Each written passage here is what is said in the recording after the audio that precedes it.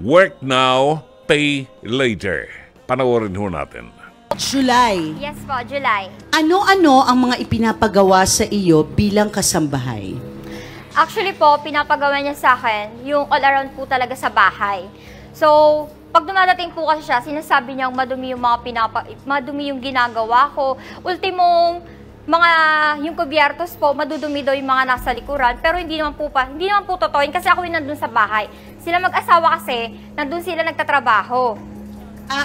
Yung mag-asawa nasa trabaho Yes po, lagi. nasa trabaho so, po ilan sila. kayong kasambahay sa bahay? So, ako lang po talaga yung kasambahay doon. Ako lang po yung naiiwan at wala po silang anak. Nung pumasok ka ba, malinaw sa'yo kung anong mga gagawin mo? Yes po, pinaliwanag niya po sa akin, pero ang pagkakamali lang po, hindi niya po ako sinasahuran ng tama at wala pa po siya. Ilang buwan kang hindi nasahuran? Actually po, 6 na buwan niya po akong hindi pinapasahuran. Wala pa po siyang pinapasahod sa akin. Yung first month, maintindihan natin, no? Pero yung pangalawang buwan, ano na ang sinasabi mo? Nagrereklamo ka na ba? Yes po, nagrereklamo po ako sa kanya. Sinasabi ko, ma'am, baka pwede ko na po makuha yung sahod ko. Kasi kailangan ng pamilya ko. Kasi mapuputulan kami ng kuryente. Kasi meron din po kasi kaming pangangailangan. Pero ang ginagawa niya po, binabypass niya po ako. So hindi niya po ako binibigyan ng sahod. Bakit umabot ka ng 6 na buwan na nagstay ka? Nagstay po ako ng 6 na buwan dahil po wala po akong matirhan. And then pinasok lang po ako ng kaibigan niya rin po. So doon po ako nag-set, hindi ko naman po inaakala na ganun yung gagawin niya sa akin na hindi niya ako sasahuran sa loob ng 6 na buwan. Magkano ba ang sahod mo? Magkano usapan niyo? Per month po, it's 5,000 po. A month? All around po yun hanggang sa paglinis ng aso. Pag nagtatrabaho sila mag-asawa, nagdadala po sila ng pagkain. Alam niyo po ba yung mga pagkain binibigay niya? Parang kanin baboy na halo-halo. Siya ang amo ni July na hindi raw nagpapasahod. Rose, pasok!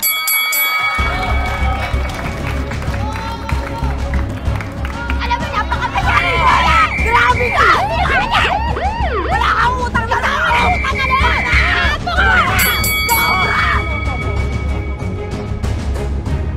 Totoo ba ito, Rose, na hindi ka nagpapasahod sa kasambahay mo?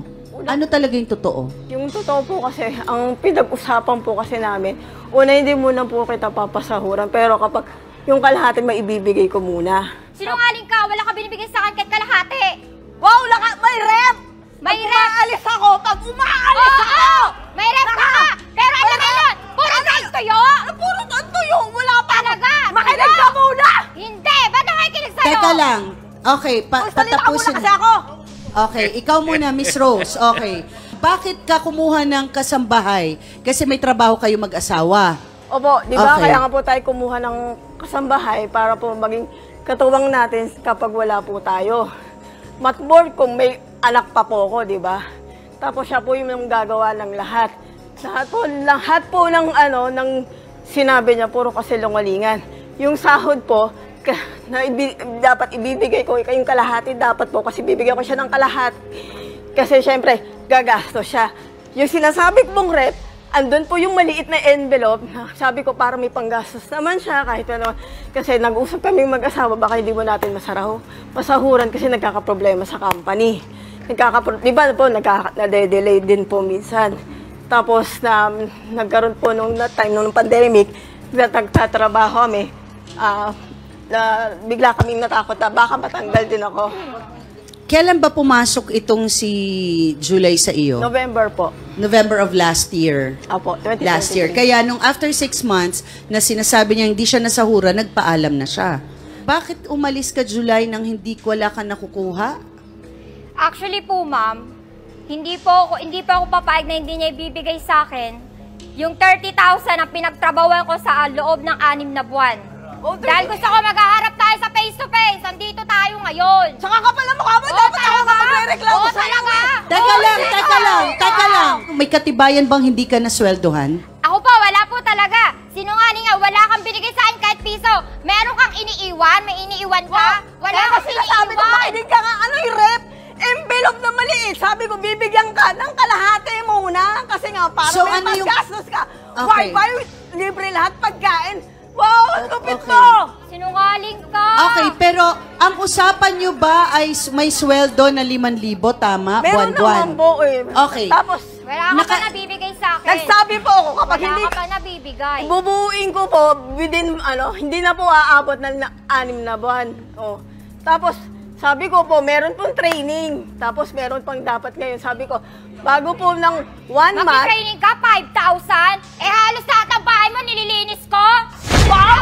Okay. Chismoso mga sobra! Oh, talaga? Teka lang ha, teka lang. Bakit nung unang buwan na hindi nakasahod, bakit nga nagstay ka pa? Dahil sinasabi mo wala kang malipatan at wala kang kapera-pera. Yes po, wala po akong So malipatan ano ang nangyari dun sa 6 na buwan nga na yon? Nakapagsahod ka ba, Rose? Hindi. Hindi po ako nakapagsahod doon. Okay, wala kang naisahod ng 6 na buwan. Bakit ka nagpatuloy kung hindi mo pala Kasi kayang magbayad? Hindi po, magbabayad naman po ako noon. Pero Oh, yung... hindi, pero inabot tayo ng 6 na buwan Opo, eh. pero yung 6 na, sulit naman po yun. Binigyan, kumpleto naman po Sulit? siya.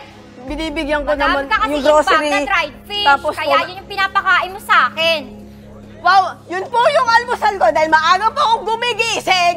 Kasi Kaya yun sabi, yung alam mo, bibiling ko. Hindi lang. Kung gusto mong respetuhin Wow, ang lupit bahay mo!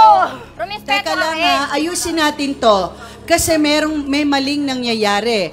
Rose, hindi pa rin daw napapakain ng maayos si July, sinasabi hindi po niya. yun totoo. Maaga po akong Okay. maalis kasi maaga po yung pasok ko. Tanghali na nga po siyang dumigising. Tapos, mayroon po kaming kapitbahay na nagtitinda po. Doon po ako bumibili ng lugaw para yun po yun. Tapos yung tuyo, kasi ngayon na lang po ang aalmusalin ko, wala. Hindi nga siya gumiging. So yun yung binibigay mo nga So sa akin Rose, ang pagkain. sinasabi mo ay Nag-iiwan nga po ko nun. hindi Yung siya rep, yung rep po. gumigising ng maaga. Yung rep po, andun po yung lahat ng ito po, yung pang grocery. Wala lang kasi po akong time. Sabi natin 8 to 8. 8 Okay, teka lang ha. Balik tayo dun sa talagang talagang issue natin. Kung hindi siya maayos magtrabaho, Rose, bakit hindi mo siya pinaalis ng hindi ka na inabot ng 6 na buwan? Yun nga po kasi naawa po ako kasi sa kanya. Hindi ba't mas nakakaawa na hindi siya nasasweldohan? Kasi hindi siya makapagpadala. Napapakain ko naman po siya. Tsaka kinausap ko siya, sabi ko po, hintay-hintay lang naman po yun. Kaya yung mga bintang niya, hindi po yun totoo eh. Kasi dalawa po kami mag-asawa eh. Dapat, Pero ang hirap nung hintay-hintay sa 6 na buwan, ha, Rose? Hindi mo alam, may Sorry ha, pangangailangan ako. medyo may mali. Kasi hindi naman siya siguro aabot dito. Pero dapat di mo na pinaabot ng 6 na buwan. Kasi ang nangyari, nabaon tayo. Ang laki na nun kung 5,000, 30, no? 30,000 po yun. Oo. Hindi niya po inisip yung pamilya Hindi, ko. inisip Hindi mo ko. ba alam yung pamilya ko nasa probinsya? Hindi mo ba alam na naputulan ng kuryente ang pamilya ko nang dahil sa hindi mo pagsahod sa akin? Ang mahalaga sa employer-employee relationship ay makonsider natin yung kahalagahan nung naglilingkod sa atin. Tao din itong tinamaan ng kulog na ito na katulad din natin na napapagod. So ang aral, pag hindi na natin kayang paswelduhin, let go of her. No? Kasi alam mo naman, sa unang buwan pa lang, hindi ko kayang paswelduhin. Mataas yung 5,000. No? Hindi ko maibabawas. Bayaran na kaagad siya at dispatchahin na. No? Hamong makahanap naman siya ng ibang employer. Di ba? So, ano ang solusyon? Kasi si July, 6 na buwan na hindi pinasweldo. Ay napakahaba ng kanyang pasensya.